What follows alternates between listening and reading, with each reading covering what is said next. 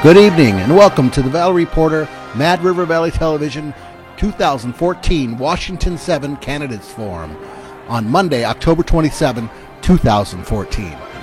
This program was produced in the Mad River Valley Television studios at 5031 Main Street, Waitsfield, Vermont. If you have any questions about this or any other Mad River Valley Television production, feel free to give me a call at 583-4488 extension 2 or go to our website at mrvtv.com.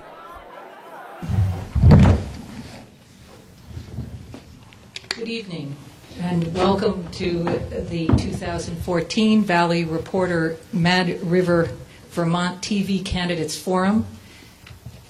It should be interesting since I'm now changing my glasses, whether I'm looking at you or looking at the candidates or the paper. My name is Lauren Kolich and I will be your moderator this evening. I would like to thank the Big Picture, Claudia Becker, and all those who are hosting us this evening. Tonight we will hear from 4 candidates. We have 2 incumbents. Maxine Grad, a Democrat from Moortown, is seated to my immediate left. Next to her, Adam Gresham, an independent from Warren. They are challenged by Mr. Ed Reed, an independent from Fayston, to the left of Adam Gresham, and Heidi Spear, an independent from Fayston, to my far left. These candidates are seeking 2 seats in the Vermont legislature representing the Washington 7 district. The towns in the district are Waitsfield, Warren, Fayston, Moortown, and Duxbury. As I understand our process, the candidates will answer questions submitted to the Valley Reporter by members of the community after each candidate gives a 1-minute opening statement. We ask that both the opening statement and the answers to questions be kept to 1 minute per question per candidate.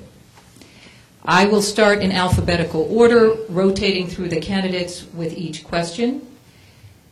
Prepared questions have been provided to me, and I have worked with Lisa Loomis in identifying those that have come through the community. After the questions that have been determined by the Valley Reporter to be the general questions, the audience will have an opportunity to ask questions, and we ask that they not be directed toward a particular candidate, inasmuch as all candidates will have an opportunity to answer those questions. 1 minute each again. I understand that in the middle aisleway there will be a microphone, and if you desire to ask a question, you must come to the microphone and expose yourself to the community in that manner. But if you really don't want to come to the microphone and expose yourself, let me know, and I'm happy to ask a question for anyone anonymously. I ask that electronic devices be silenced, and if you fail to do so, if you could leave quickly, that would be appreciated. I want to take this opportunity, however, to dedicate this 2014 Candidates Forum to Beverly Ann Loomis, who is Lisa's mother. Lisa is not with us tonight, but I am privileged to call her a very good friend, and we are all the better, I think, for her editorial acumen. My thoughts, and I assume all of our thoughts, are with Lisa and her family, and in particular her mother, Beverly. I will begin by asking Maxine Grad, one of our incumbents, to give her opening statement. Thank you. It's great to be here. It's a privilege to be your representative. You are a vibrant, engaged community that brings meaning to my work. I want to build on my 14 years of serving you at the State House. The experience I've gained in these 7 terms helps me help you, using the relationships and the trust that I have developed throughout state government to help you individually and as a district. For me, public service is human service.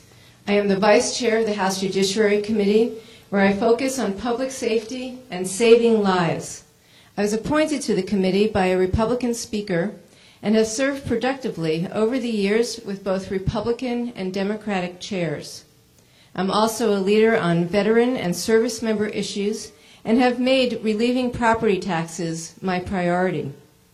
I look forward to answering your questions tonight. Thank you all for coming. Adam Gresham, please. Thank you, and thanks to the Valley Reporter for putting this on, and to MRV TV for broadcasting it, and certainly to the Big Pick for hosting it, as they often do. You know, I'm here tonight for a couple of reasons, and to paraphrase the ever-paraphrasable Teddy Roosevelt, it's often better to be in the fray, sometimes bloodied and bruised, but in the fray, as opposed to standing on the sidelines and hoping for the best outcome. And I enjoy what I do. I enjoy being in the fray, and I think I've made a difference for our community.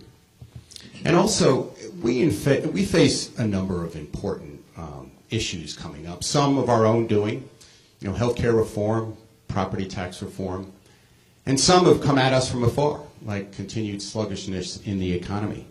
And, you know, it's important to have someone with a seat at the table who can bring both experience and credibility to bear when we deal with these issues.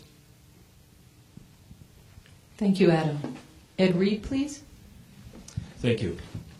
So campaign season is mercifully just about past. And what I have learned and seen is that, you know, make no mistake about it, campaigning is really nothing more than a bunch of self-promotion. And ultimately, it doesn't really matter how many doors you knock on, how many signs you put out, how many letters you can have in the paper, or who has the best website. What it really comes down to is who has the greatest ability to move the needle on these important issues that are facing our town and our state. So I probably know about 90% of the people in here, so I think you all know how committed I am and involved I am in the community already. So I'm not going to stand up here and pound my chest and tell you how great I am. But what I will do is answer each question thoughtfully, responsibly, and deliberately. I'm not doing this for political gain. I'm not doing this for ego. I'm certainly not doing it because I have nothing else to do. But on a daily basis, I see and I hear about and I live the growing discontent among so many people in the Valley here due to the unaffordability that has kind of beset us. And I believe I have the skills to get this problem solved. Thank you, Ed. Heidi Spear, please.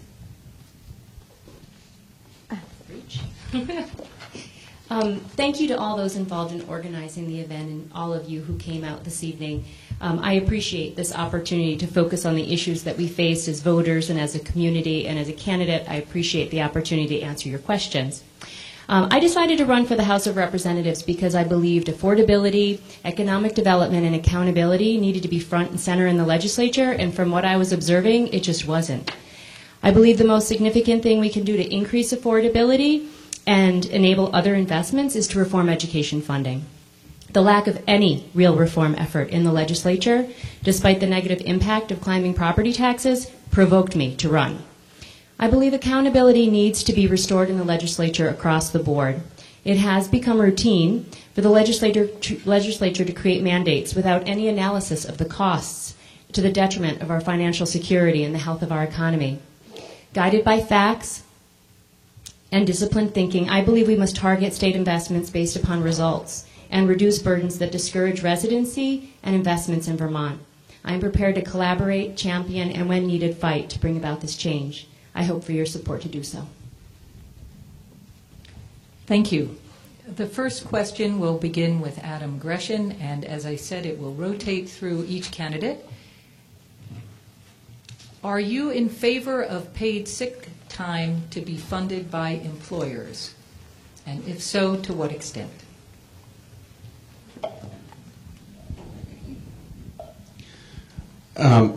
Good question. I am in favor of employers making the decision about whether they will provide paid sick time to their employees, as the vast majority of employers in Vermont already do, as my particular company already does. But I think the issue that we worked on in the legislature, which is perhaps what is being referred to, would have required every company, be it big, be it small, be it medium size, one employee, or I believe it was every company that had more than 5 people on their payroll, which would have been very challenging for many of our small businesses, many of our coffee shops and businesses of that sort. So I think it's up to the company to determine whether they will provide paid sick leave. I support that. And most of the companies in Vermont, in fact, already do. Thank you, Adam. I am not in support of it at all. I own a business, and I give sick leave to my employees when they need it. What I can tell you is that what sounds like a really nice kind of social program to do, the reality is you're giving just paid days off. And, you know, we can think that that doesn't happen, but that is the reality of it. So, you know, each company out there, each business can set their own rules. I mean, let's face it, capitalism is a contest, it's a game, it's a competition. And the benefit package is part of that, but it absolutely does not need to be a government mandate.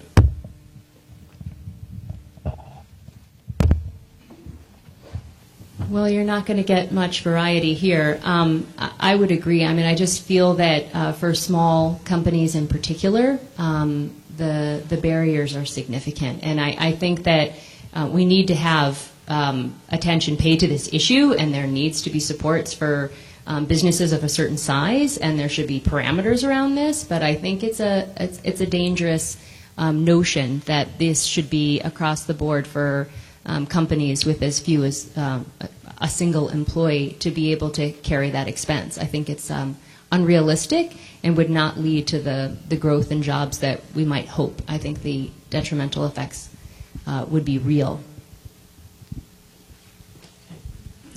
Sorry, I keep doing this.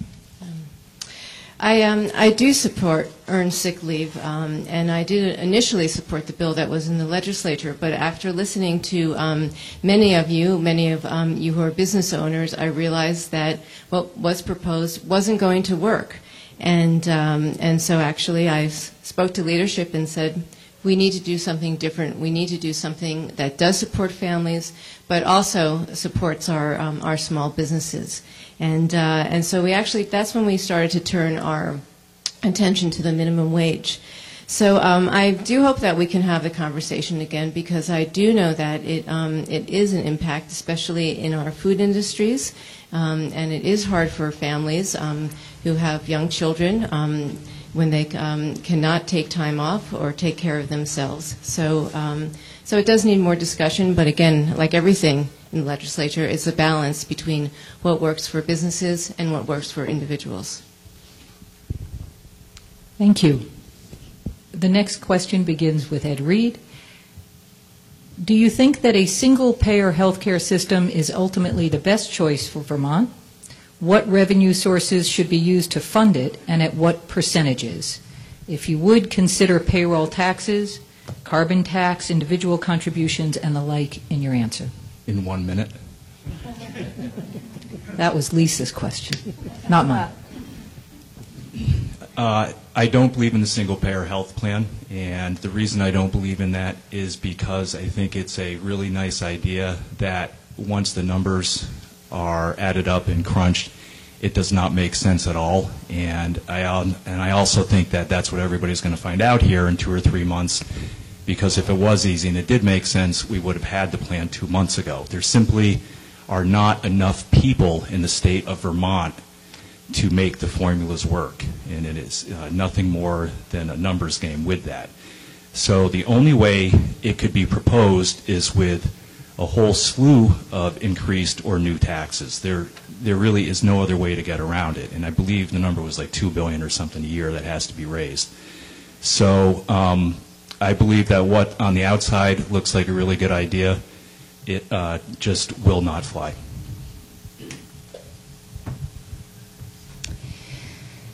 So I've written on this issue. I do not believe that state-level single payer is viable. I think it's irresponsible to pursue. I think it was detrimental to our economy to float this idea, to say it was going to happen without any understanding or consideration of our costs or without any implementation plan. It's created a lot of uncertainty that was not helpful. It has not been helpful to our state. The reason why I'm opposed to it and don't think it's viable is because it relies on the idea of cost containment.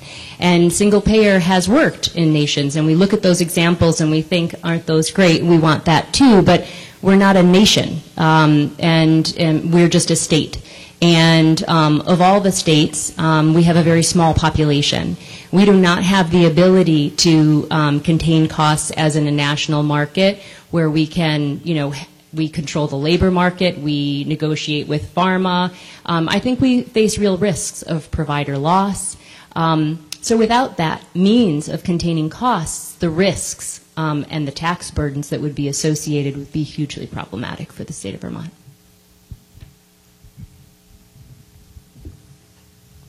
Thank you, Maxine. I do support single payer in concept. I do think that we need to decouple health care from employment and relieve the burden that businesses face and improve delivery and contain our costs. However, it's a matter of timing. And first, I think as a legislature, we need to address the affordability issue and property taxes. And we also need to get Vermont Health Connect right. So the devil's in the details. Any new system must be better, less expensive, more efficient than what we have. But yes, I'm very concerned about the costs, and I'm very concerned about the timing of it. So I do not see us working on it really anytime soon. So I am hearing from you property taxes first, and then perhaps we could get back to the concepts and the goals of single payer.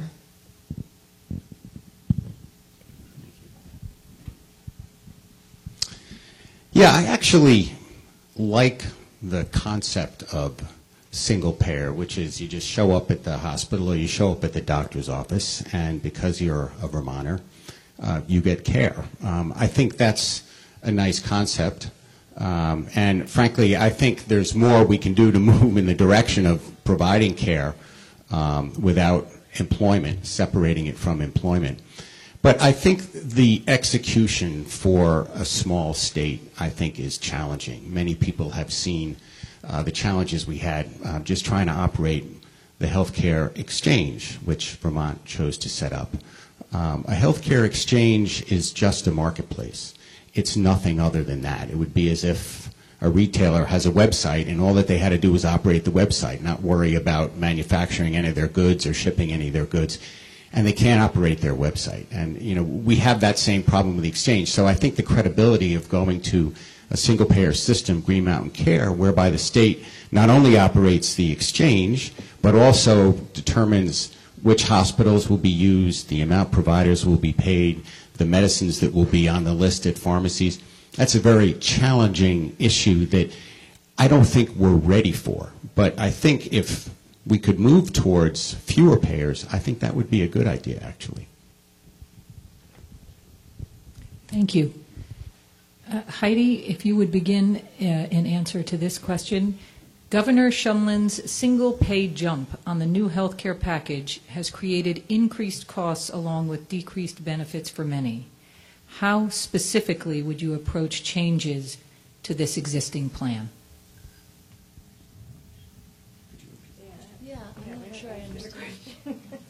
Governor Shumlin's single pay jump on the new health care package has created increased costs along with decreased benefits.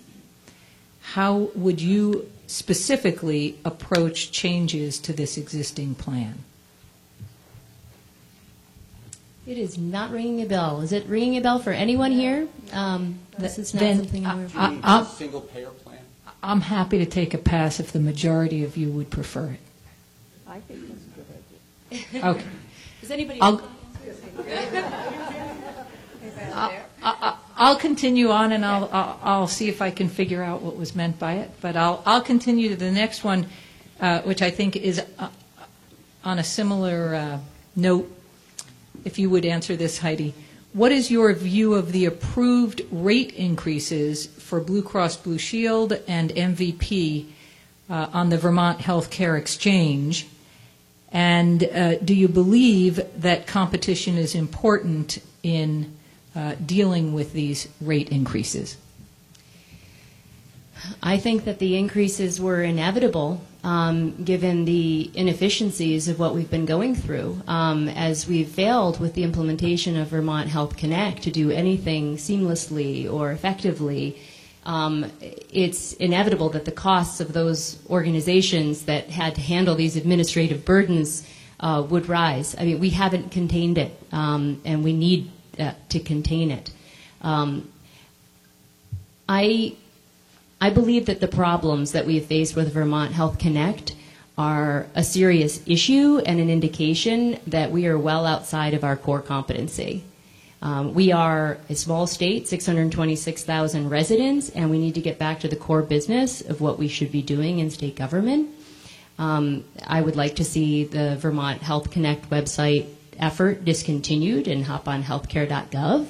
I think that we're wasting a lot of time and money and increasing the costs. We have too few providers already in our state, and we have only 2 insurance companies. I think having competition is important, and there's a reason why we have higher costs than other states. We have too little competition, too few options. Thank you. Maxine?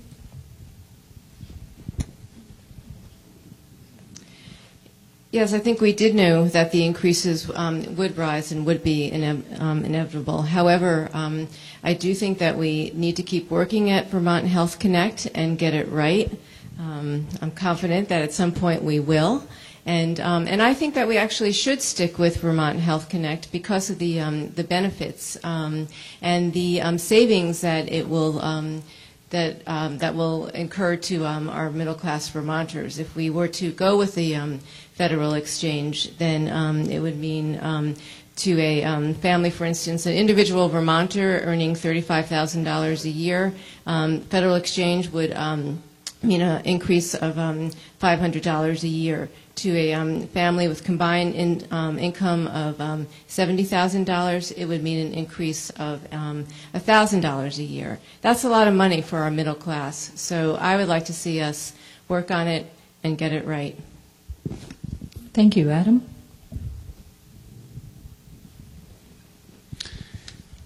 I think the problem that is illustrated by the rate increase proposals from Blue Cross Blue Shield and MVP this year, I think the problem that illustrates is that when you only have 2 insurance companies in the state, you don't have choice. And as someone who was much smarter than I in healthcare said to me last year, she said, pay attention to the rates that they're bidding on when they first got into the exchange, because she said the next year those rates are going to be substantially higher because knowing that they're the only 2 providers or the only 2 insurance companies, they have room to boost their rates substantially. So, you know, what I would do in that sense, and I realize we're a small state and it's not a business that many insurance companies are interested in. I think one option that I would like to have had would to have a choice to be in the exchange, which personally I think is a good idea, an insurance exchange, but give consumers a choice of either getting their health insurance through the exchange or through private company. Thank you. Ed? In the real world, that's called a monopoly, and there's actually laws against that. So competition is always going to provide a smaller rate, I guess, for lack of a better phrase there. So, you know, like Adam said, there used to be, there's Blue Cross and there's Catamount, and everything went up. I don't think this 15% raise was a surprise to anybody. And by only having one payer, there isn't that incentive, okay, for costs to be contained. And that has always been what the biggest issue is the cost containment part of healthcare. It wasn't in the payment delivery part of it. So in that light, I agree with Heidi. I'd rather see us go to the federal exchange. It's always going to be a lot better financially with economies of scale. And again, we are a very small state, and it's not the business we should be into running. Thank you, Heidi. Oh, you started. Sorry. That's right. This another minute? I'm showing favoritism. Maxine. Vermont has one of the highest spending per pupil of any state with no evidence that our educational system is above average. We have a declining school enrollment, a property tax rate that has grown well in excess of inflation, and an enormous overhead with the number of administrative positions equaling the number of teachers. What are your thoughts respecting school consolidation, and in particular the 60-plus supervisory unions, which cost over $32 million per year to operate?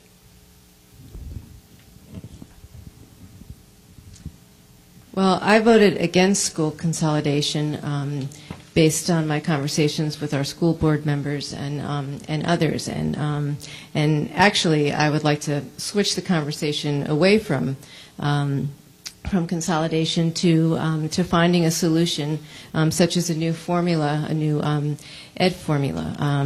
I don't think when people are talking about property taxes, we have no evidence that consolidation is going to save any money. So I've heard your concerns, and over the past summer and fall, I've been working with local leaders and community members on proposals, and I've used my leadership to get data and help get proposals forward that we must look at spending and the revenue side and reduce our property taxes. And the property taxes, it needs to be based on ability to pay. So some proposals that I would like to see instead of consolidation at this point, for instance, let's have a statewide amount, an equitable amount that gives education for the 21st century, new ways to fund education, income sensitivity for all Vermonters, look to the Agency of Human Services for funding to staff services and our school, and define really what we mean by education costs. And I think that should be the conversation that we have now, not consolidation. Thank you, Adam. Could you repeat the last part of the question, please?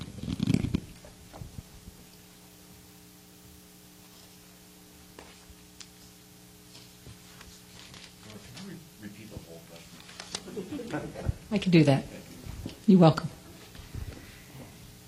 Vermont has one of the highest spending per pupil of any state with no evidence that our educational system is above average. We have a declining school enrollment, a property tax rate that has grown well in excess of inflation, and an enormous overhead with the number of administrative positions equaling the number of teachers. What are your thoughts on school consolidation, considering specifically in part the 60-plus supervisory unions, which cost over $32 million per year to operate? So, school consolidation and considering specifically the supervisory unions, I think it's true that we have a school governance system that was set up over 100 years ago. And we have 60-some-odd supervisory unions and 250 or so school districts. So clearly, having fewer supervisory unions, I think, would be a good idea. But I also think that the total supervisory union spending is something like $35 million, which is a drop in the bucket when you're spending $1.6 billion for education. So I think it's a good idea administratively, so you can operate more efficiently. But let's keep in mind that that's really small ball. And the total education spending is quite substantially bigger than that. And, I think we have to recognize that we have fewer students, we have a lot of buildings, we have a lot of people in those buildings, and we don't have enough kids in those buildings. And I think, people elect me to tell the truth, and that's the truth. So I think we need to address that issue as well as how we administer our schools. Thank you, Adam. Ed?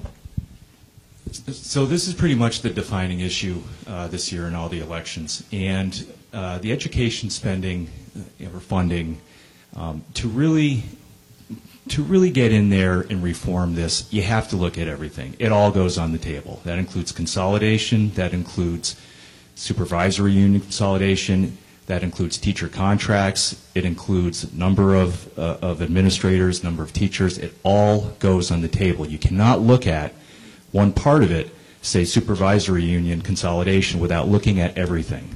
It's a huge number, and it's going to take some real fortitude to push some real reform through.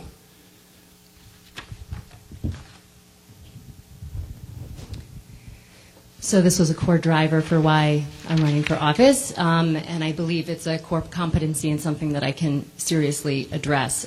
We have a spending problem, a legitimate spending problem. We are one of the top spenders. Our education funding burden is 37% higher than the national average, 40% higher than Massachusetts, which isn't exactly cheap with their education. It is burying us, and we need to address it.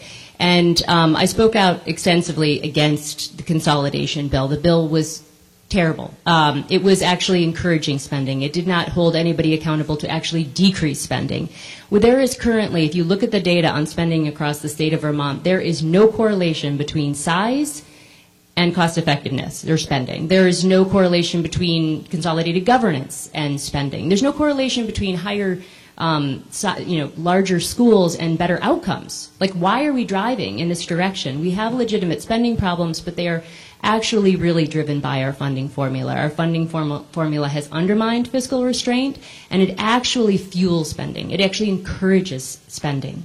There's tremendous inequities that exist in our current system, and they need to be addressed through education funding reform. Since I have more time, I'll also mention that there's specific ideas aside from what we need to do with education, changing our funding system. We actually have opportunities to increase. Oh, it's already out. I'm sure there'll be another question about education funding and property taxes. There is. Yeah. Adam, the need for statewide managerial restructuring of education has become more urgent as school costs and property taxes climb. Do you consider yourself strong enough to endorse corrective legislation that traditional interest groups may disfavor?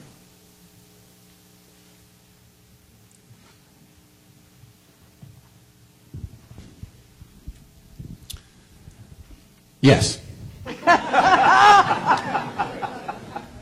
what I was going to say, but I'll go with absolutely. You know, I think the traditional interest groups you're referring to are perhaps people who work in the schools, the Vermont NEA, or others. And, you know, the reality is the right thing to do is the right thing to do. And some of these organizations have endorsed me. Some of them, in fact, have not. I do not have the endorsement of the Vermont NEA. But frankly, that doesn't really matter. The issue that we debate and need to debate on governance should be debated with the people in this room, with the people who are in the schools, and with people who will communicate and have communicated with me frequently. And yes, I think we need to look at how we manage our schools. As I said before, I think we have a system that was set up more than 100 years ago. We don't drive cars that were manufactured 100 years ago. We shouldn't be sending our children to schools that were set up 100 years ago either. So, yes, is the answer. Thank you, Ed. So the Vermont NEA, that's the big white elephant in the room. And, you know, I think for something really to happen here, yeah, you have to go toe-to-toe with them and see what happens. Now, that is not an anti-teacher stance, okay? That means, you know, if you're a really good teacher, if you're a good administrator, it's like any other job, you would probably benefit from it. And so so everybody knows that doesn't mean you're anti-teacher if you want to take on the NEA, because to really make, again, a difference in the education funding and the reform of it, you got to go for the, you know, you got to go for the stomach, you got to go for the heart, and that's where all the big money is. Thank you. Heidi?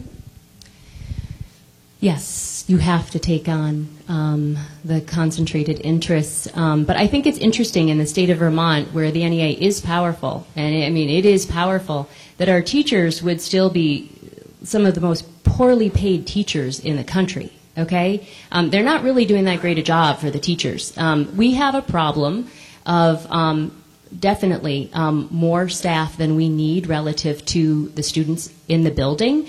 But a lot of those staff increases, the differences that we're seeing in those ratios, have a lot to do with increased needs of our population. We may have fewer kids, but we have more kids in poverty. We have more kids with special needs. We have more kids that have been traumatized, that have issues that need to be addressed. And we're using Band-Aids in our school system that we can ill afford, and that really should be worked in collaboration with the Agency of Human Services to more effectively address and meet the needs of students. We'll have to address and counter and stand up to the NEA, I think, to get the work done, though. Thank you, Maxine. I would also answer that question, yes, and actually, regardless of what organization or what issue it is, I would answer that question, yes, because that's the legislative process. I'm used to working with all different types of stakeholders. I've been successful at getting gun owners, hunters, domestic violence victims, judges, all in the same room to come up with policies that they can agree to. So I'm not afraid to get people in the room or tell people to go out of the room and work something out, and I think that's how we make good policy. Thank you. Ed, this question begins with you. Do you favor the legalization of marijuana? And now you might see the break between Lisa Loomis's questions and mine. Are any of my employees here? You laugh all you want. At some point, it will be legalized. And my stance on it is, I don't really have a strong feeling one way or the other, but there's no hurry, okay? There's a lot of things that need to be focused on in the next year or two in the state, and legalizing marijuana is not one of them. And especially with Colorado and Washington, there's a couple other states that are about to jump on. Let them work out the kinks, which there are going to be a lot of. See how much tax revenue they get, because as much as everybody likes to say it's not the tax revenue, of course that's a part of it. And see how it all falls out in there. Give them 5 years, which takes a long time to really see what issues come up in terms of public safety. And once they've passed the litmus test, then we can see if we want to pass it or not. Thank you. Heidi? So I agree that it's good not to be first on this one, but I'm really strictly opposed to hypocrisy, and I do favor legalization of marijuana in the state of Vermont. I think it makes sense for us to proceed with caution, recognizing and allowing for the experiences of other states to unfold so that we can approach this in a way that is constructive for Vermont. I think that there is an opportunity not just for appropriate regulation and for tax revenue, and we should focus on those opportunities around research that are meaningful. So I do stand I'm in favor of legalization of marijuana. Thank you. Maxine? Thank you. And at this point, I oppose it for a number of reasons. And I'm talking to you mostly as Vice Chair of House Judiciary, but first as your state representative, I do think you want us to spend most of our time on property taxes and affordability issues. To take up the question of legalization of marijuana would take an enormous amount of time going throughout the state, listening to you, listening to your concerns. We do need to look at Colorado and other states. We have an opiate problem that needs enormous amount of attention that I think that should be our focus on. I did support and worked on decriminalization of marijuana. I continue to support that. I did support medical marijuana. That again came out of my committee, and I support the Vermont way, where it is quite regulated. I also know that from testimony I heard that alcohol and tobacco, the two legal drugs, present the biggest health risks. So I am concerned about what it would mean to open up access to another drug. So I would want to learn more about the health impacts, and before we take this step. Thank you. Thank you, Adam.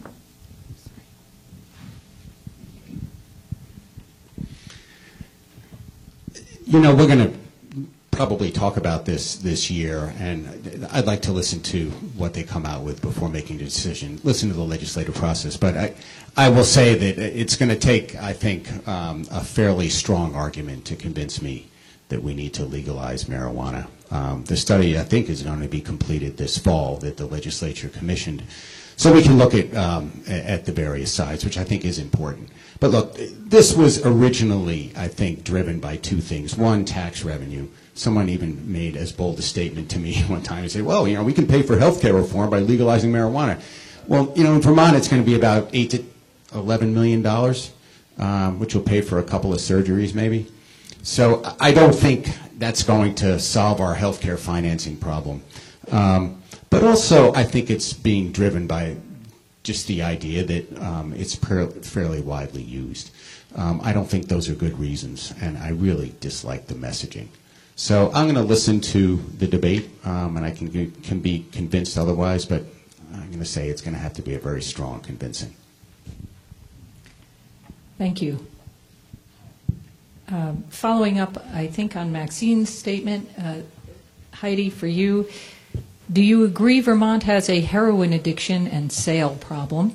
And if so, can you make concrete suggestions as to how that problem may be best dealt with? Yes, we obviously have a big problem. I think it's a national problem, but I think it's a problem here as well. And I applaud the work that we're doing to focus on providing care for those people who are struggling with addiction. But I think we really need to put more effort and legislative focus on the issue of how addictions are formed. And the vast majority of addictions start with prescription medications. And I would really like to see us very aggressively pursue who is overprescribing and actually tackle that issue. And I recognize that there are challenges to doing it. We are talking about big pharma and we are talking about providers, but we have got to get to the root of our problem if we want to get out from under it. Thank you, Maxine. Yes, we do have a problem, and this was the focus, as many of you know, of the governor's State of the State, and was the focus of much of my time on House Judiciary Committee, where we passed S-295, which is called the Pretrial Services Bill. And the law recognizes that many offenders have substance abuse or mental health issues that drive their unlawful behavior. And so until those issues are effectively addressed, those offenders will keep returning to the system.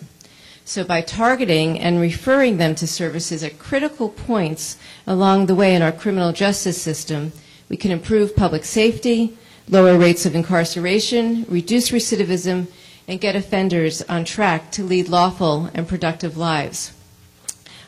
This has already been done in certain counties throughout the state. However, we felt it was imperative that it be done on a statewide basis so that there's equal access to treatment, equal access to justice. And so I'm very hopeful about this work. Of course, there needs to be more. There needs to be more access to treatment. And yes, we do need to look at prescribers and prescribing behavior.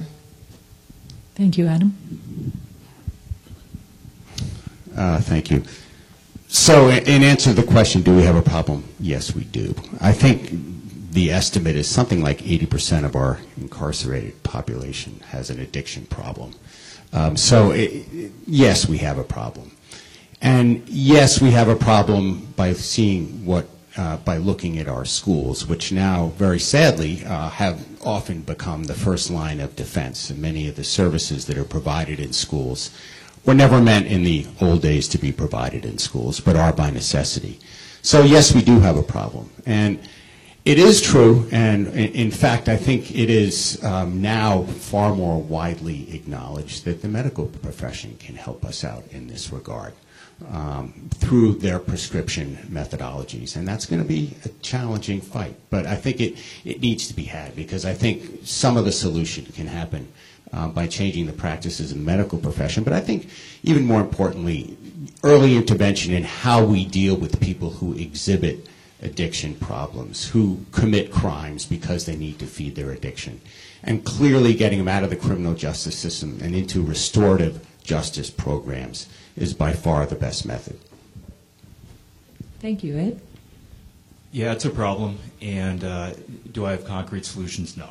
I don't think anybody's got concrete solutions. It's a pretty big problem. It's got a lot of arms and tentacles to it. It's equal parts, I'm sure, prevention, and on the other side with the criminal justice system and rehabilitation. So I think for an issue like this, obviously you got to bring in a whole slew of different experts, and of which I am not one, and craft some wide-ranging policy for it.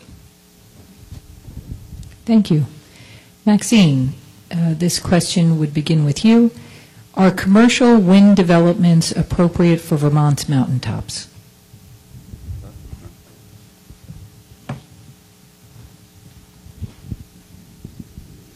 It depends. I've always said that I do support wind, I do support renewable energies. However, I support properly sited wind and properly sited renewables. That's my quick and simple answer. Adam? Commercial wind developments are appropriate, but not in Vermont. I think there are many places where commercial wind is far more both economical and call it comforting. And I simply can't see that in Vermont. And, I think our ridge lines are precious. I happen to look out on them. I know many people sitting in this room do. And they're a resource that are not replenishable. So I would prefer to save those for the onlookers and the tourists and the hikers. I think commercial wind is a very good idea, but I don't think there's a good place for it. Industrial size wind in Vermont. Thank you, Ed. I don't support commercial-sized wind in the state on the mountaintops. I think anybody probably who's been up to and seen the Lowell Mountain work up there from GMP, you go by, they're huge, and in half the time they're not even running. And the amount of power that's generated from them is, it's not continuous. So the one thing Vermont has, we try to push tourism, it's a beautiful state, blah, blah, blah. When you put all these up there, it just doesn't work. And I don't think there's a way of the state government saying, well, you can pinpoint different areas. It's a local issue. You're the ones looking at the mountains, not the state. Thank you. Heidi? There is a place for commercial wind projects, but I do not believe they belong here in Vermont on our ridge lines. I obviously support, as I think really all Vermonters do, green energy, and I want to see it, more of it. We need to have more of it. But I think that this can be accomplished without the types of ridgeline projects that we have now seen and the impact on the natural world, not just from a tourism perspective, but for habitat. And there's just much more viable, more profitable, more energy-producing sightings that make sense. We need to have a broader approach to generating alternative energy with a national grid and a national program where we leverage those sites most suitable. Thank you. Adam, this question begins with you. Should the Vermont legislature enable towns to offer property tax relief or other incentives to individuals or businesses who adhere to specific environmental standards and who invest in alternative energy? If so, please identify with specificity the amount or type of incentives you favor, and the type of alternative energy that we're speaking of is or includes wind, solar, and geothermal.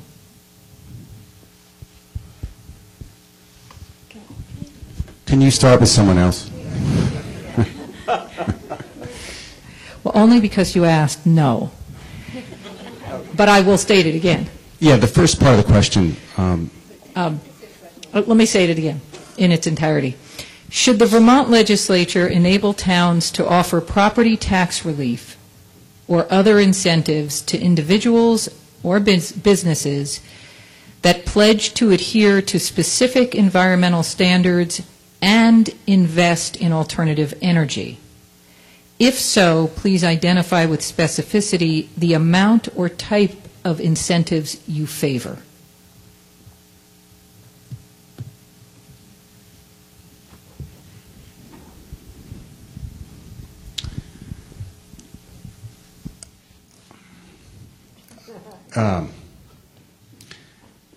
First of all, the obvious point, one town's property tax incentive is another town's property tax hike. So the legislature is typically very reluctant to offer incentive for good behavior unless it can be broadly shared. So I think the Vermont legislature would be challenged to offer that program, but there are programs that encourage the development of alternative energy locally. For example, there is the first, 10 kilowatts of solar power, I believe, is exempted from property tax. We have a uniform capacity tax across the state for power, alternative energy generation for solar and I believe for wind. So there have been a number of programs to incent the development of alternative energy. I just don't know whether it has to be a property tax exemption for certain communities, which I think would have a pretty dim chance of success in the legislature.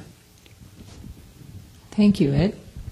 The answer is no, that's not a good idea. And the reason being is that it's really nothing more than a cost shift. So to give you an example, in Fayston, if Mad River Glen was all of a sudden powering their lifts using wind or solar or something, and the town of Fayston gave them a $10,000 property tax credit, that's $10,000 that has to get made up by all the other homeowners and property owners in the state, in the town, who probably wouldn't be too thrilled about it. So that's one of those questions that kind of sounds good at first, but it just doesn't fly. Thank you. Heidi? Yeah, I don't think it sounds good even at first. I mean, there's some confusion. I think people get quite upset about like just small local changes in our spending and translating to huge increases in our property taxes. And that isn't just because we aren't just funding our own schools. It's because of the degree of concentration of our education funding burden and property taxes. And the idea that we would entertain doing that with yet another program is just offensive to me. I don't, unfortunately, agree that it isn't something the legislature does, create these incentives and shift burdens. Pass through House Ways and Means, pass through Education Committee, pass the House altogether. We were prepared to do that. There were members of the legislature prepared to do that, to actually reward communities so long as they consolidated, even if they did not reduce spending, even if they increased spending to other communities who had fewer resources at their disposal. So obviously it's not a tool that's off limits, but it would be off limits for me. Thank you. Maxine? Yeah, I think the state should work to encourage local towns to work towards conservation and renewables. And for instance, we do have a state energy plan, and I think as local towns we can look to see what we can do to to reach those goals, however, not by tax incentives or something like that, top down from the town. So I do think we need to reduce our energy consumption. We need to reduce the ways we heat our homes, look to weatherization, look at our transportation patterns. I have supported weatherization programs. We have a bill that discourages strip development. I think we should do more to encourage electric vehicles, renewables, and again, help reach the goals of our state energy plan, but not by incentives to the towns. Thank you. Ed, this question begins with you. Do you think Vermont teachers in public schools receive an appropriate level of compensation? Well, I hate to sound dumb, but I don't know what that compensation is. I mean, that's kind of a broad question. Yeah, no, I think it's geared towards salary and benefits. So if you assume that medical benefits are included on top of a salary, do you think that Vermont teachers receive appropriate or sufficient compensation for their work?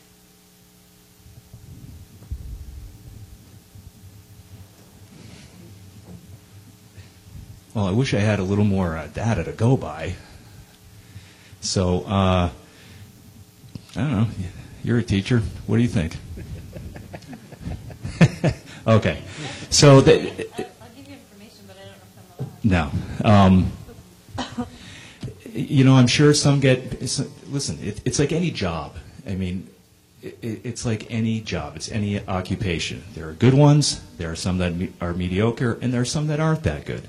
So, if the good teachers should get paid every cent that they're worth, absolutely. And the mediocre ones should be encouraged to get better if they want to earn more.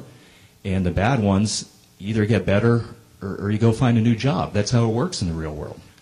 And I don't think teaching should be any different. In terms of the benefit package, I forget what it's like, 85% or something you get paid. I don't know. That's probably in line with what government employees get paid. I don't know. I think it's a hell of a good deal, no doubt about it. So is it worth it or not? I think it's a pretty subjective question. But like I said, the good ones, yeah, they earn it. And the other ones, they need to get better. Thank you. Heidi? I don't believe that the amount that we're paying our teachers is the problem that we have with education spending. If you look at the data, we actually are spending less. We're paying our teachers less. We're doing it less, paying less within Vermont relative to the country, and then our country relative to those countries that have excellent top-performing schools with top, performing students. They're also compensating their teachers better. When we look to focus our investments in education spending wisely to get the most return for our investment, what we should prioritize is definitely leadership. We know this, and teachers in the classroom doing the best job. And it isn't just a factor, of compensation. I think there are other things that we need to bring to bear to improve the quality of classroom instruction and to better support our educational leaders. But it is clearly a factor. So that's my point of view. Thank you. Maxine? No, I don't believe that they get paid enough. Our teachers are some of the lowest paid in the country. And we're asking more and more of them in terms of social services and things that when they went to school to become teachers that I don't think they thought that they were going to be involved in. In terms of health care, that's actually an interesting issue because I know that the Vermont School Boards Association is looking at that very issue, and Steve Dale, who is executive director, was talking about that tonight.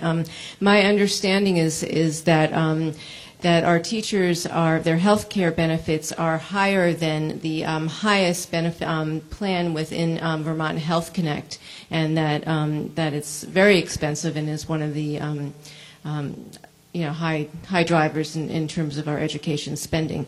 So I think that's something that's up for discussion. I think that's only part of the problem of our education spending. But no, I don't think they're getting paid enough. Thank you, Adam.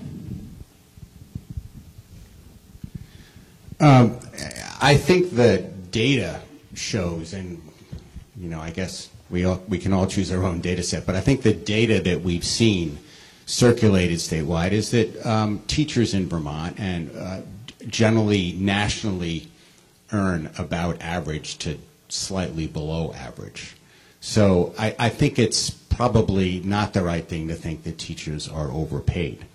But I do think that the salary, and it's not just teachers, it's other people in the building too, the total number of people in the building is what's important. And it's not that any one of them is necessarily overpaid. Some of them may be underpaid, in fact. But if you have too many of them, too many adults, teachers, staff, paras, everyone in the building, that's what becomes the salary issue. And I also think that the salary is one thing and the benefits are another. And I do think the benefits are substantially richer than most Vermonters enjoy, which is a challenge. It's a challenge because all of these will have to be ultimately part of the healthcare exchange, where benefits are substantially lower. Thank you.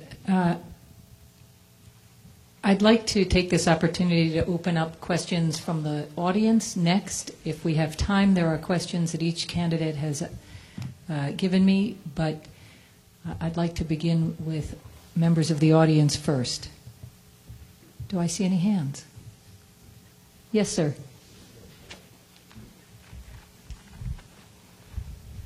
First of all, I'd like to congratulate our 4 members here with the candid answers and the tough questions. And but my issue here is the schools and taxes. Property taxes is the second thing, but the school taxes are high. And the issue is clearly, as Adam just mentioned, is too many teachers, too many employees for so few number of school students. And the challenge here, I don't know the answers, is to get that to be the right level. I haven't heard a plan to try to get it to the right level. How many teachers, how many employees do you need to educate such a small number of students? And it's concerning, and it's a big tax number. Is your question that each candidate provide a plan?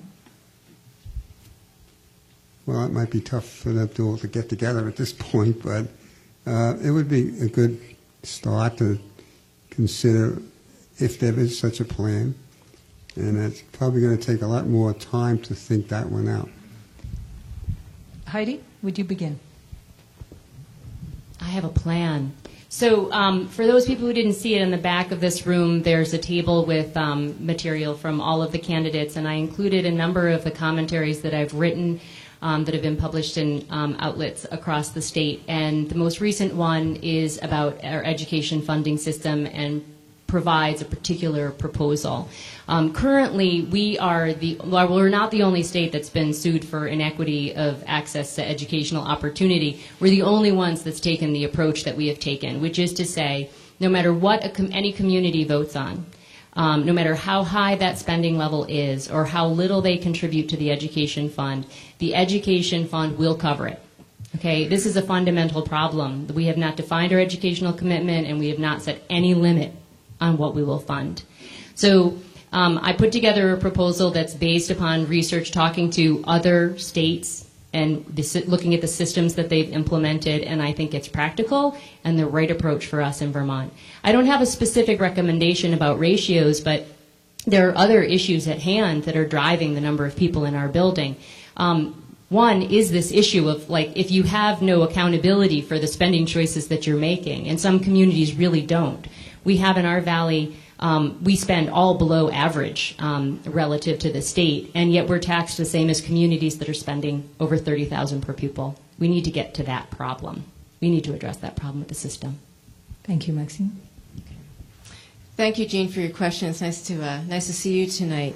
And I have been working with community members on proposals, and there are a few different proposals which I outlined earlier, and I'll review again. But bottom line is, any proposal has to look at the spending and the revenue side. We are spending much too much, and there's much too much reliance on our property taxes. And we need to have a property tax system that is based on an ability to pay. And Vermont actually has one of the, I think, if not the highest reliance on property taxes to fund education.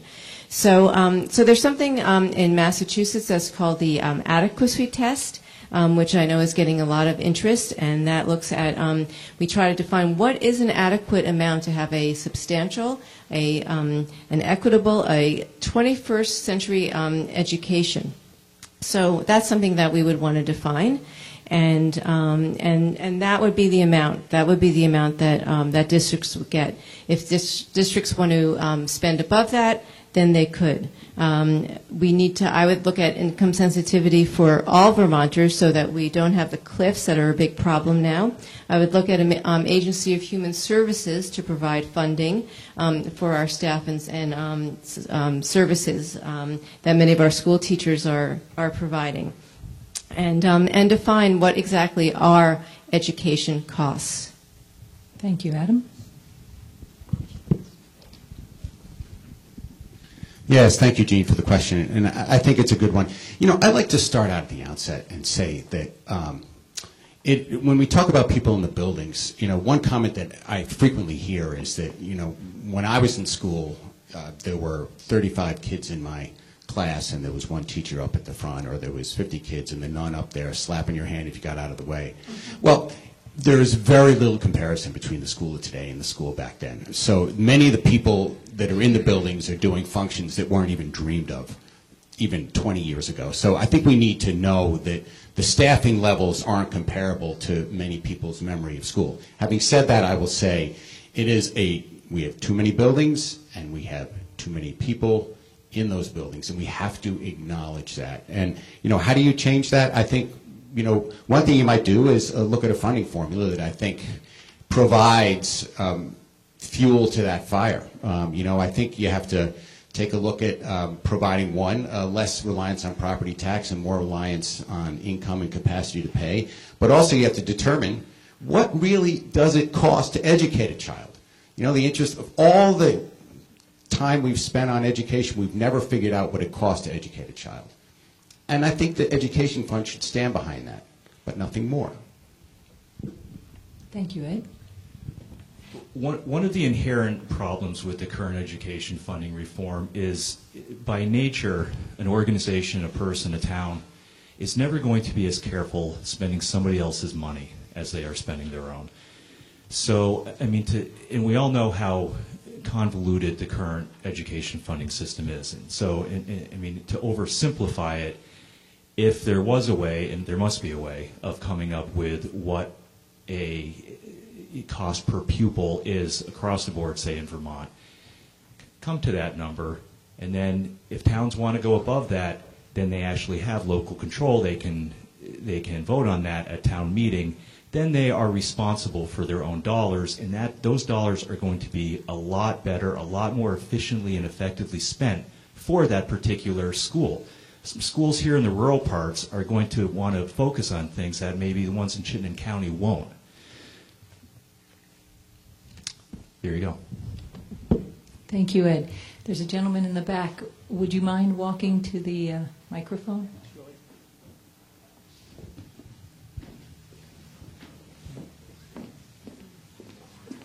Up there or no? Yeah, you need to get there. Here. Thank you.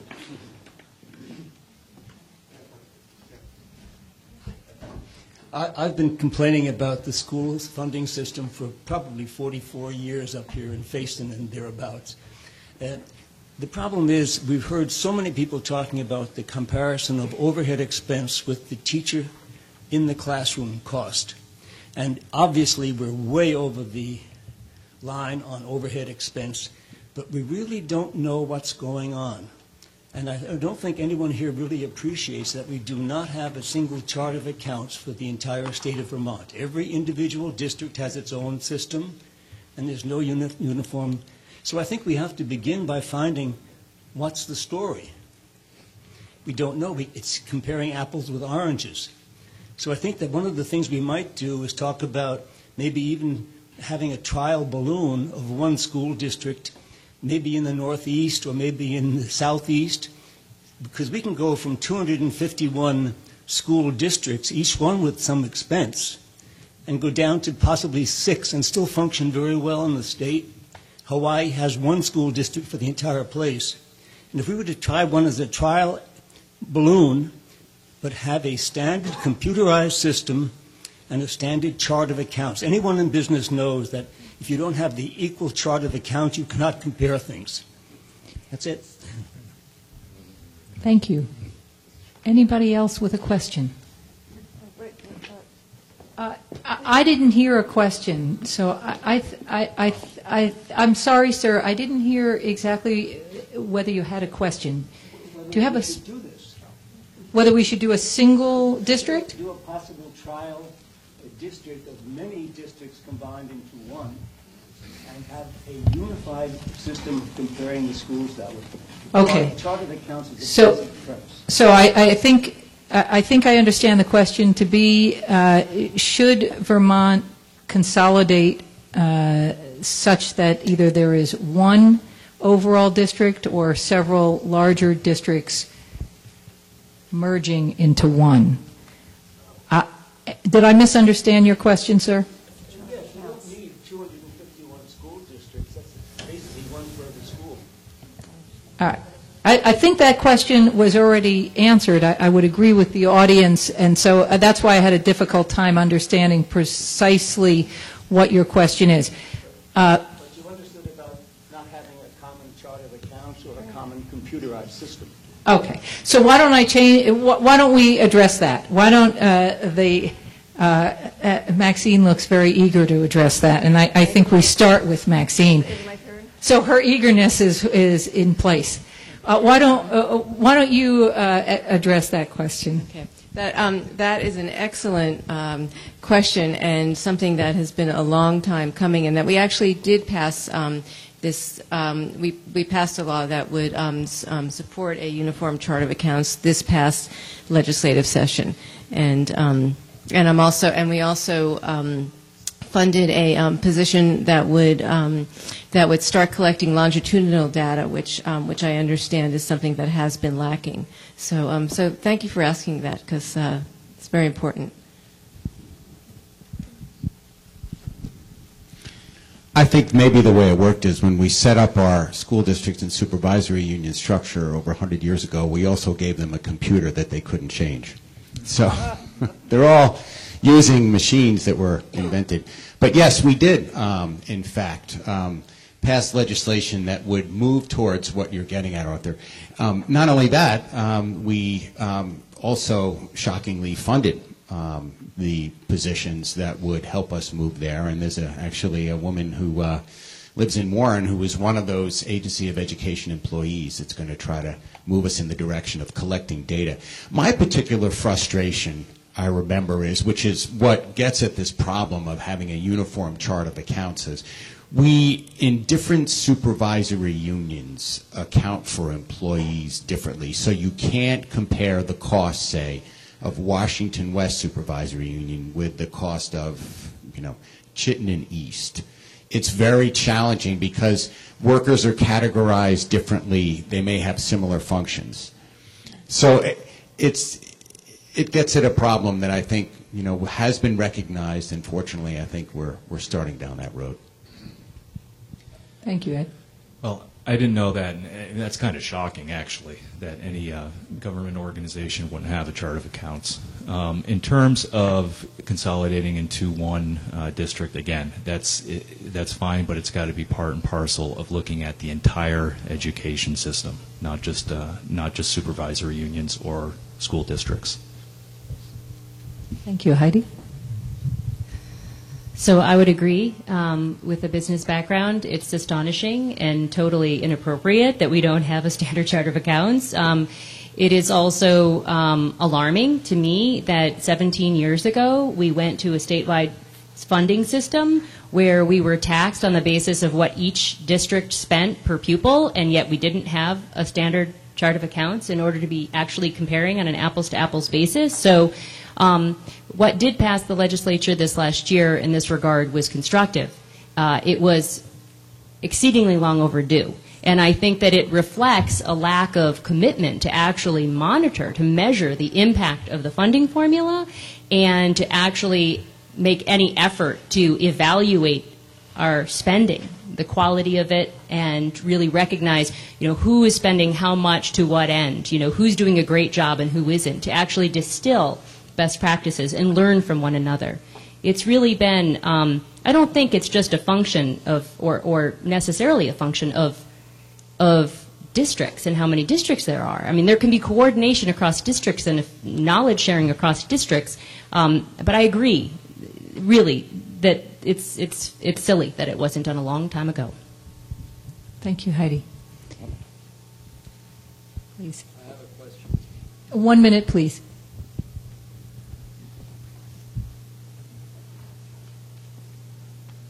Why are you the best person to represent all of us? I think, Adam, you start with that.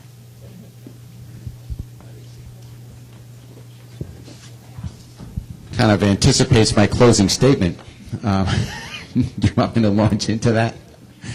But let me, I think that it was an important question. Maybe some might say the bottom line. There are a number of reasons. One, I have a fair amount of experience in this community, operating a business that's in this community. That I think is a major contributor to my experience and to my knowledge of what goes on in Vermont and some of the challenges and, frankly, some of the opportunities of this place, of Vermont. Number two, I've got experience in the State House and credibility.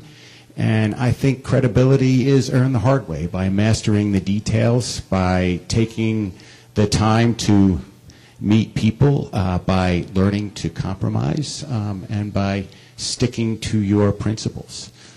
So I think the combination of experience in the private sector and in the public sector is a good thing for you. Thank you. I guess in a nutshell, I feel like I'm a little more connected with the actual needs and desires and wants of the people in the Valley. I have dozens of conversations every single day, all year long, not just every 2 years, with people. And one of the reasons I joined up with this rodeo is because, this property tax thing, the education funding, this isn't a new issue. This has been going on for years, and it's just kind of reached a critical stage. And that's why all of a sudden everybody's saying, yeah, we're going to focus on it.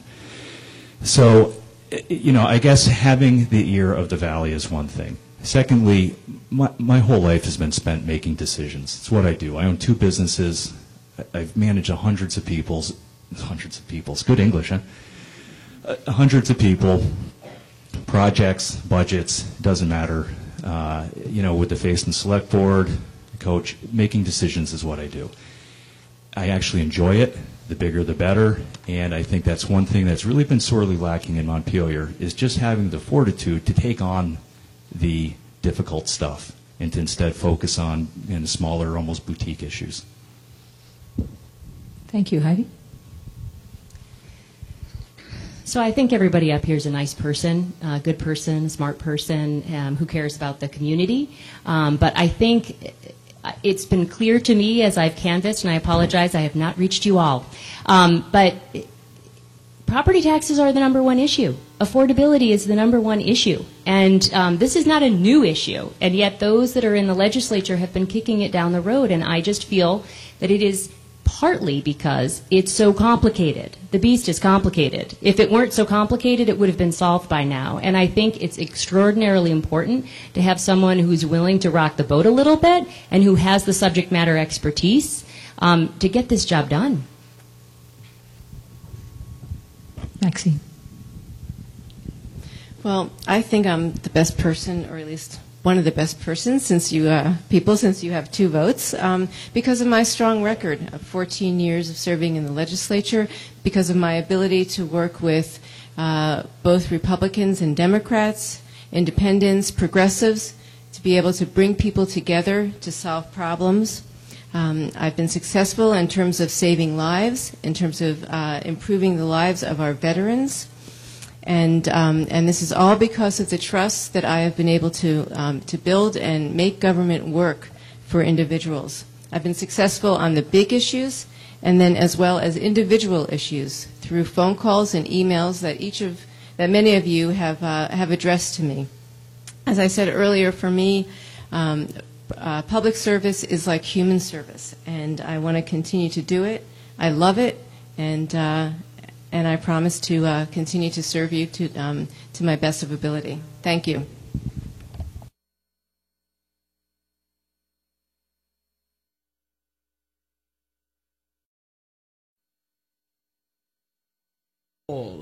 By the desecration of that landscape or our roadscape, by the proliferation of road signs, lawn signs, whatever you want to call them. We do not permit billboards on our highways. Should we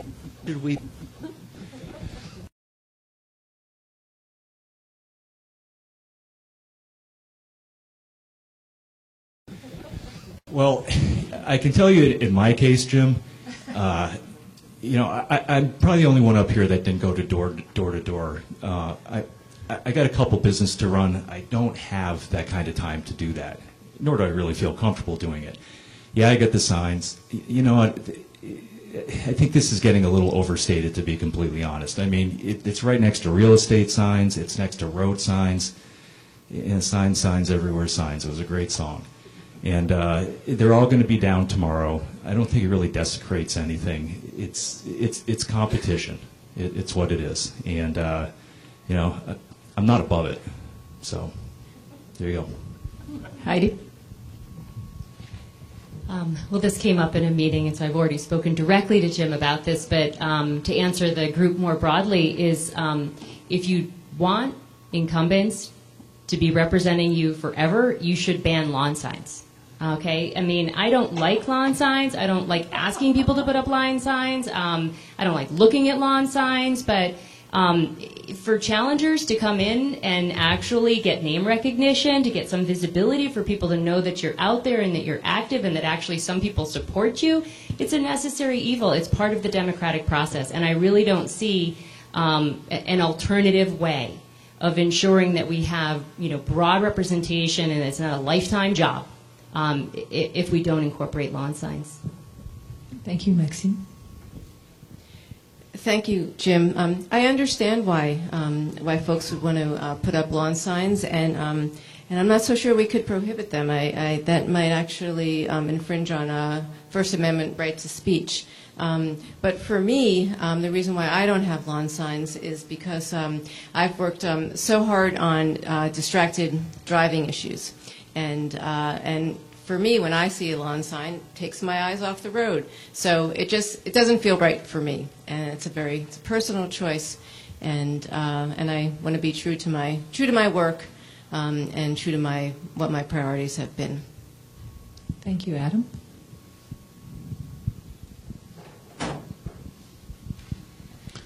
Yeah, the first campaign I ran, we used lawn signs.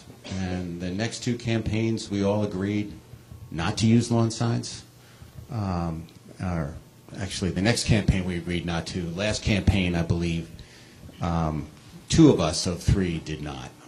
But, it's personal choice. And without lawn signs, I suppose we would have trouble selling homes and trouble knowing where to go to buy a pizza. And I suppose just trouble knowing when to turn left or right. So I don't have a big problem with lawn signs. On the other hand, I will say that for me it was waiting until the leaves fell and the tourists disappeared before putting out lawn signs. So I'm just building up a head of steam, Gene. Don't get in my way.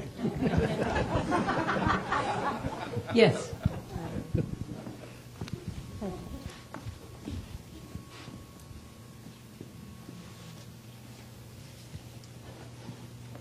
My name is Sheila Hoffman. I am a Flatlander living in Warren, full-time now. I have more than once voiced to some of the people on our panel that I think the tax situation here in Vermont is getting more and more difficult, particularly for a very aging population. We are one of the older states, as well as one of the poorest and one of the least populated. So the older people are paying more and more of the bills. However, when I look at the legislature's priorities, and they deal with GMO, which they passed, and then had to set up a special legal fund for, we are the #1 state in setting up a law on GMOs. And therefore, we have to fund for the legal bills that we're going to get as item #1. Then you look at the drug issue, and we clearly have a problem here. However, dealing with rehabilitation, social services, the real issue, it is the economy. If people had good opportunities for well-paying jobs and we expanded the state infrastructure, we might not have some of the other problems that we're dealing with. And so Maxine and Adam, you had the opportunity to vote for the GMO bill. Our other two challengers have not. But why do you feel it's necessary to be a leader and spend money that we could use in other types of services for this state, for the two current incumbents? And when you look at the Vermont healthcare blowing $350 million apparently, when you could have signed up for a much more direct system through the federal government, was another way of putting money down the drain. We are not known in this state for good computer-related technical services.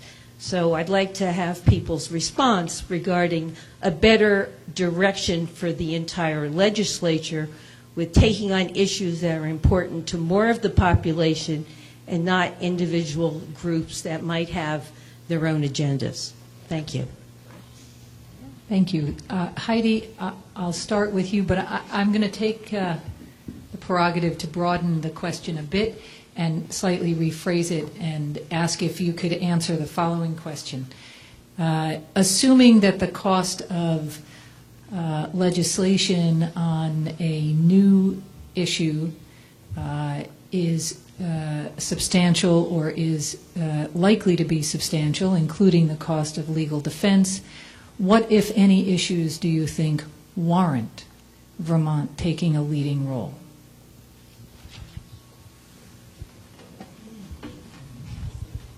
Wow, that's such a broad question. You did broaden that, Lauren. Well, realistically, when we think about going it alone and bearing the full brunt of the going it alone, it should really be on issues that are solely our own. How about that? Just truly unique to Vermont. Because otherwise, I think we really should be working in collaboration, at least regionally, to buffer the impact and to safeguard our citizens. We have gotten ourselves into a lot of science projects. And mind you, I am I am concerned about the issue of GMOs, and I recognize that that's a public interest, that we address it. And so I'm for it. But it would have been nice and safeguarded us for sure if we did it in collaboration with other states regionally. And I think there were several states that passed legislation to do that, to have triggers in place. So I think we need to get out of the science project business. I do think we need to be very cautious about what kinds of problems we're getting ourselves into, what type of legal bills we're getting into, what undertakings that we embark upon, given the size of our state, given the shrinking tax base that we have. We have got to be a little bit more pragmatic, I think, as we undertake these ventures. Thank you. Maxine? Thank you for that question, and you touched on many important issues. First of all, in terms of the GMO bill, as it came out of the House, we actually did have triggers.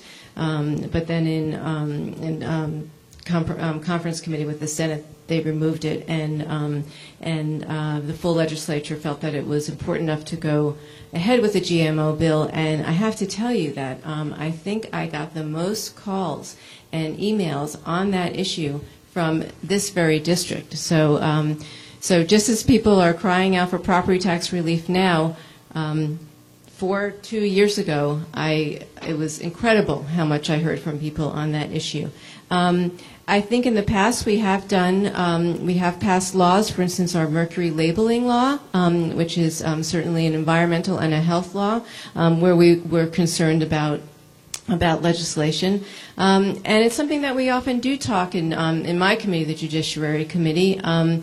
Do we not pass what we think is good policy for the fear of being sued? We are the ones who make the policy in the legislature, and it's the courts who do the litigation. So it's a fine balance. I do really appreciate your question about infrastructure. We do need to put more money and do need to put more emphasis on our roads, on our bridges, on looking at our stormwater, wastewater, and I see stop. Adam? You know, Sheila, I get the gist of your question. You know, I remember talking to a former governor who told me that years ago, and relative to today, over the years, we pass about the same number of bills each session, but the number of bills that are submitted has quadrupled or quintupled over time. So there are many, many more issues that are presented. Of course, many, many years ago, it was basically just passing a budget and a tax bill and everyone went home. But one person's passion is, you know, not another person's passion. Let's just put it that way. And there are a lot of issues that you or I or other people may not get that excited about, but are passionate for some. You know, with GMOs, the reality is it deals with our food. It's difficult to think of a topic that's more broad than that. We all have to eat food. Some eat more than others, but I think it's important to know what's in the food. As Maxine had said, the original House bill passed with a trigger that would have allowed us to join other states to the extent that they also did the same. And I think that was smart. That didn't make it through the Senate and lost out in a compromise. But anyway, to your general point, you're right. And one reason why I sit on the Ways and Means Committee and made a point to get there is because I think the issues that are important to this area deal with tax and spend. So, Thank you, Ed. Like, I guess in response to the first part of that, what should Vermont lead the way with? You know, and nobody likes to win or come in first more than me, believe me. But you know, state government is not where that should be a priority. Especially, you know, I mean, let's face it. One person's political ambition should not run a legislative agenda. Okay. So that's how I feel about leading the country in something from a state that's 620 some odd thousand people. It should not even factor into these issues. Okay. In terms of the GMOs, you know, I guess this is where I say that I really feel like I'm a little more in touch with you know, everybody in this valley, because before that came up, boy, I didn't hear hardly anything about it. You know, and maybe I deal with people in the middle class and even lower class. I don't know, but everybody is complaining about the affordability. Everybody, okay? Lower class, middle class, second homeowners that have no trouble affording it, even they think it's offensive.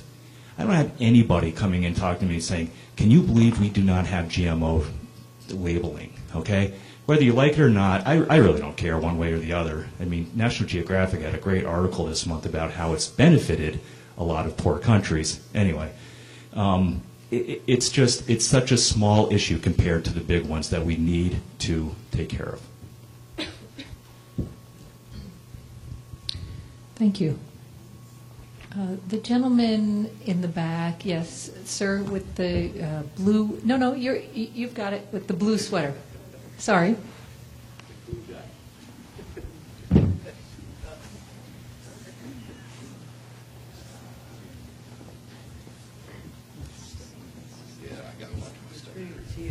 A lot of you sitting up there know that I've been deaf on Act 60 and 68 for 15 years.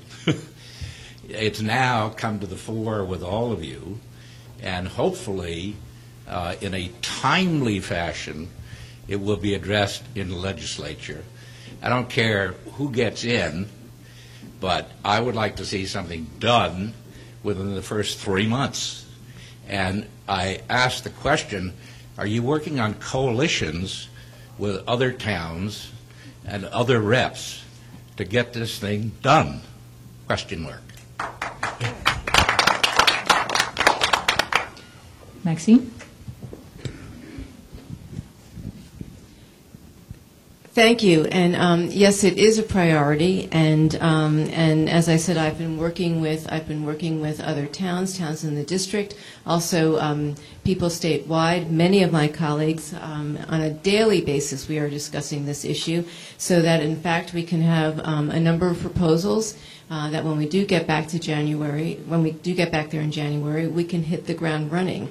I've been working with our joint fiscal office to look at a number of these proposals now, so that we can get some of it vetted, so that we don't have to really waste any time when we get back there in January. I'm also hoping, and I'm going to talk to the speaker, that we have a committee, that the speaker appoints a committee that is made up of people from Ways and Means, so tax people, people from appropriations, and people from education. And so therefore I think that would be a much more efficient way that we can really get the work going. We've done this before in healthcare financing. I know from working in the legislature, it's difficult on the complex issues like this to have 3 different committees working at the same time or try to take testimony. So I think if we have a focused committee with the expertise there, as well as my work and the work that many of you are bringing me, we can start doing it, and I know it is a priority of the speaker as well. Thank you, Ed.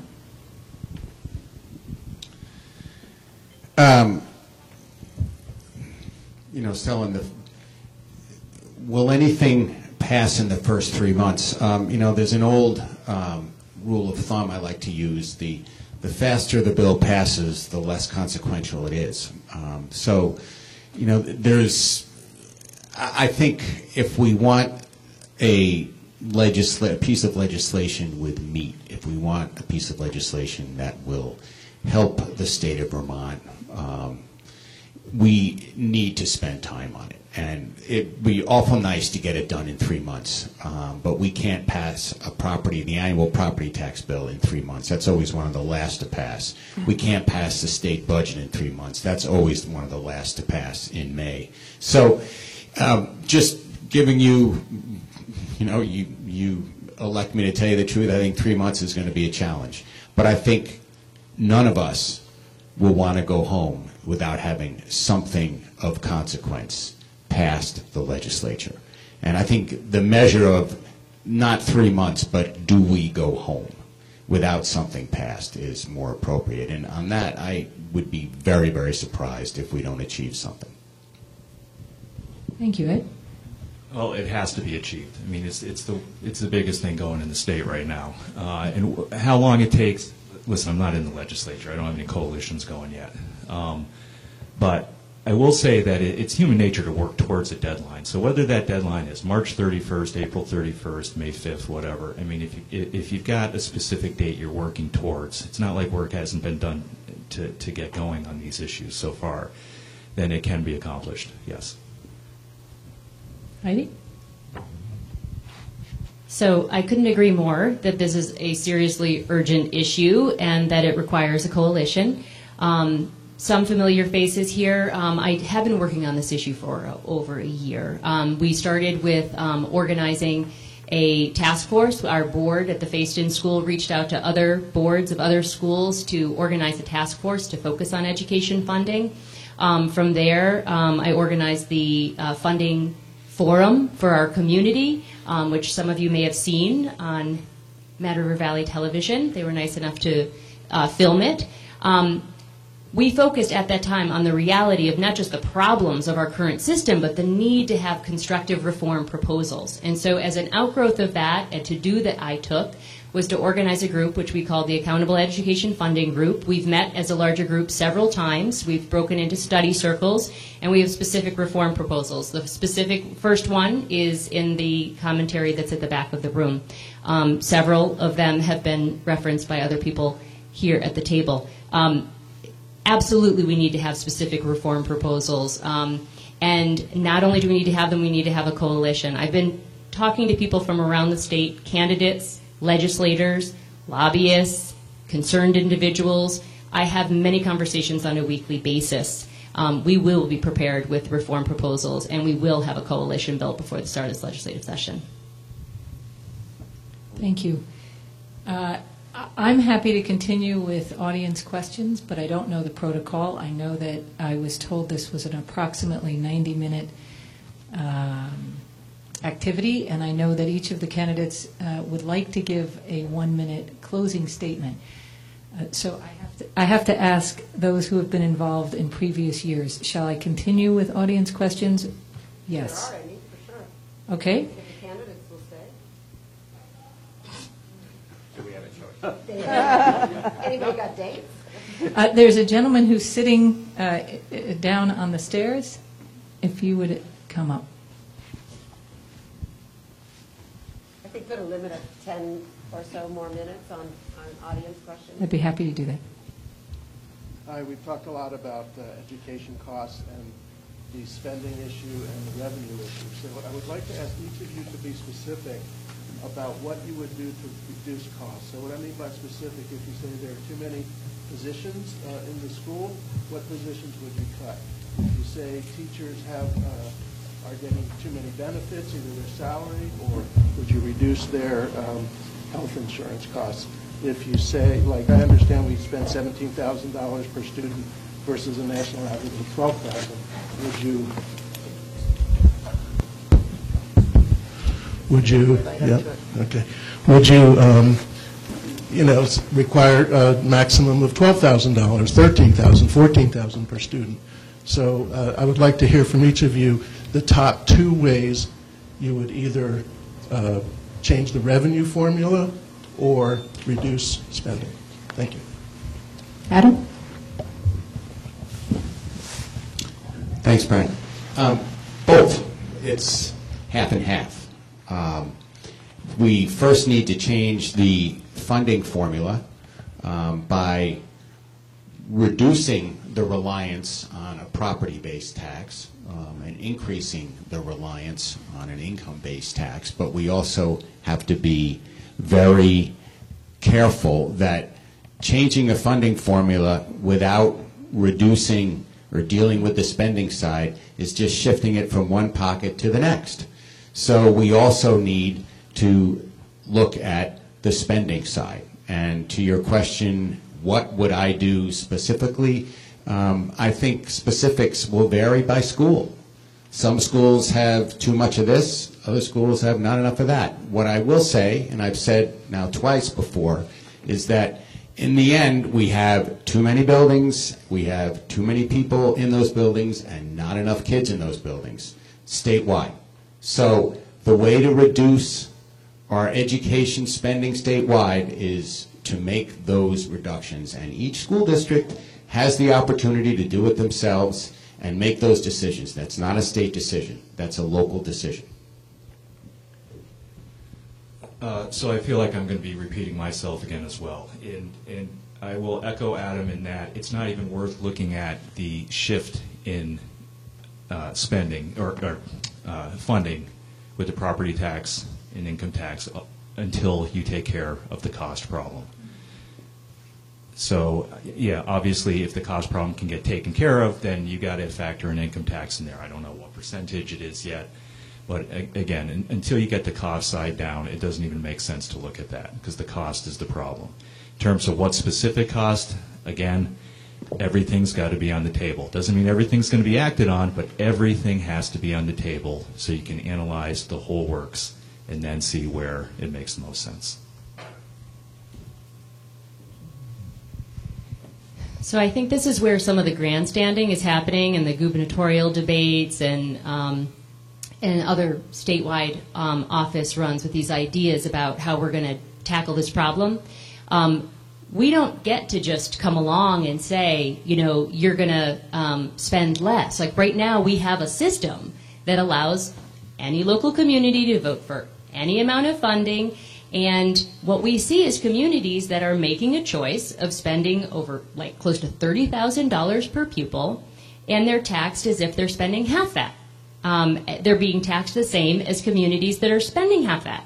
So when that's your reality, right, when there's no alignment of incentives, when there's no accountability for gross spending levels, you're going to have bad decisions. So I would like to see us all equally accountable for our spending decisions. And I think you'd start to see a lot more pressure on communities to right-size their organizations. We have those pressures. We in Facein have actually made reductions that were not easy to make. Okay? Well, I think that the other communities in our state that are spending way above the average and are driving up our per pupil costs should be doing the same. So the funding system really is the root of the problem. Great. Thank you. Yes, I agree that we do need to look at spending and revenues, that we need to look at both of them at the same time. And as I've said earlier, we do need to change the formula. And again, as many of us have said, we need to reduce our reliance on property tax and truly make it based on ability to pay. All of the things that you mentioned are very important, and everything, yes, should be on the table and all part of the conversation. Any other questions?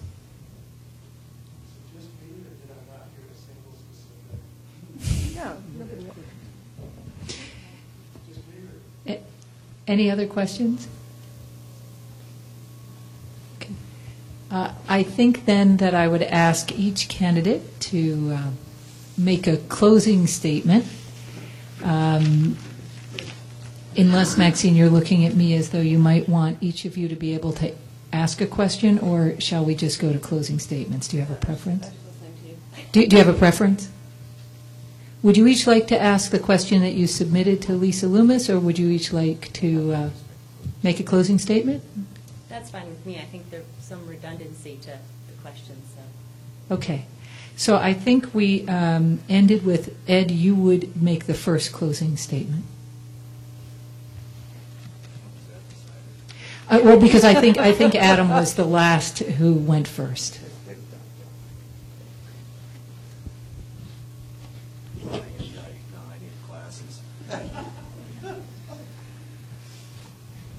Okay, thanks. I'm having trouble reading, so. All right. Thanks everybody for coming in. I think this was really good, and we all knew going into this that all four of us were going to say the same thing about property taxes and the education funding. That was going to be the big thing. So really the decision is who's going to be able to do the most in Montpelier. And what I can tell you is if I am elected, I won't be adhering to any political ideology, philosophy, party platform, anything like that. Each issue deserves its own unique assessment, and I'll approach each one with balance and with common sense. I don't have a passion for public policy. It's never been a personal goal of mine to get into politics, but right now Montpelier is in serious need of some people who are willing to focus on the big issues and are willing to make decisions based on some real empirical and logistical and cultural analyses. And someone with the resolve and the knowledge and the fortitude to collaborate and to provide leadership in solving these issues. And we live in a beautiful little part of the world, and the goal here is to create an economic environment that is equally as attractive and that will allow us to all thrive instead of just merely getting by. So now you have a decision made, and I would not bet against me. Heidi? So I haven't been waiting to get a job or get paid to tackle these issues that I think are of great concern to everyone. Over the past year, I've published commentaries on education, healthcare, and state contracting. My writing has distilled my own thinking, and it has exerted pressure on those who've been kicking our core economic troubles down the road. As a result of my work, I've been drawn into reform discussions with leaders across the state. Based upon the momentum I see, I believe that we really have the chance at change if we do not let up on the pressure. Now, I will continue with this work, whether I am in office or not. As my father would say, I have a bee in my bonnet. That said, the change that is needed is not just a few pieces of legislation. We need more vocal, organized, and independent leadership in the legislature to restore balance. I'm offering to serve to help restore that balance, to target investments on results, increase fiscal responsibility, and require transparency and accountability. With your support, I would work hard on your behalf in the legislature. I appreciate your consideration, and regardless of your decision, thank you for voting. Thank you, Maxine. Thank you. Thank you, all of you, for being here tonight, and those of you who will be watching. And thank you to the candidates. I've enjoyed this conversation and learning what matters to you. My 14 years of State House experience gets results. I'll continue to listen to you, keep you updated, and welcome your feedback. I've learned from my years of State House service that behind every issue is a face. And it's your faces and our common humanity that inspire me to continue to serve. Whether it's learning from a first responder that a Valley life was saved thanks to my work on our opiate crisis, or a thank you from a mom who is being deployed that she had peace of mind about her children thanks to my work, or passing a law to help prevent further violence to a community crime victim, I want to continue to be your voice, to be your bridge to Montpelier. I want to create policies that make Vermont an affordable, great place to live, work, and raise families. Thank you. Thank you, Adam. Yeah, I too would like to thank our hosts and MRV TV, The Big Pick, and Warren for standing in. And, I have to say this is probably the best audience of the 4 forums I've gone to over the years, so I'm impressed that people are here. Let me leave you with 2 thoughts.